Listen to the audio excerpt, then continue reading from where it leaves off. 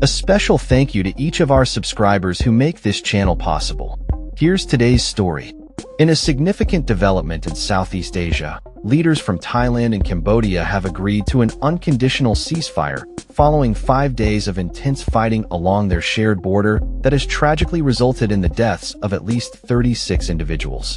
The ceasefire, which is set to take effect at midnight, marks a pivotal moment aimed at restoring peace and security in a region that has seen escalating tensions in recent weeks.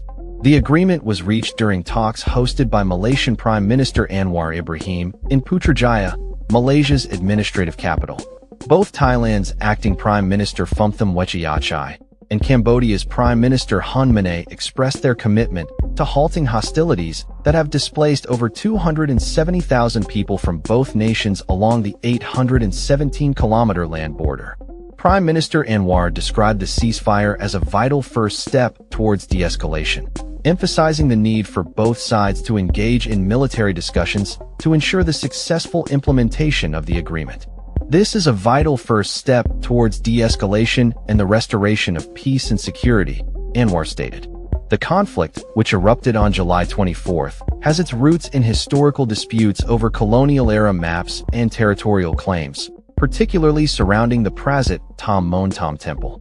Tensions had been simmering since May, exacerbated by an incident that resulted in the death of a Cambodian soldier during a border confrontation.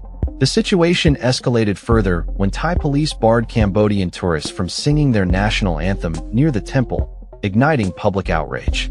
In a joint statement released after the talks, the leaders of Malaysia, Thailand, and Cambodia instructed their respective defense ministers to develop a detailed mechanism for the implementation, verification, and reporting of the ceasefire.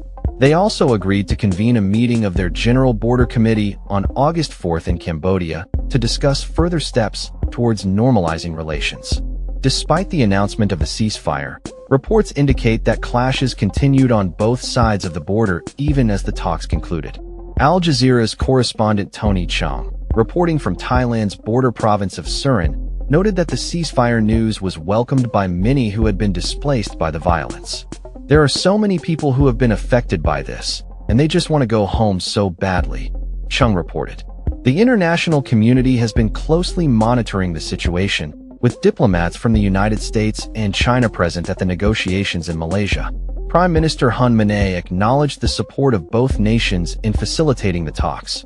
U.S. Secretary of State Marco Rubio expressed his approval of the ceasefire, urging all parties to adhere to their commitments.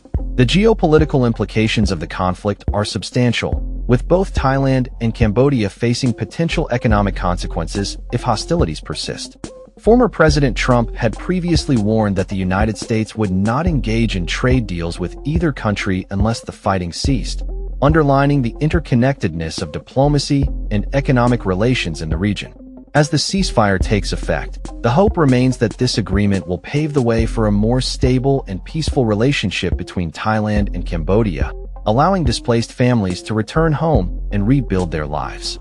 The coming days will be critical in determining the durability of this ceasefire and whether both nations can move past their historical grievances to achieve lasting peace.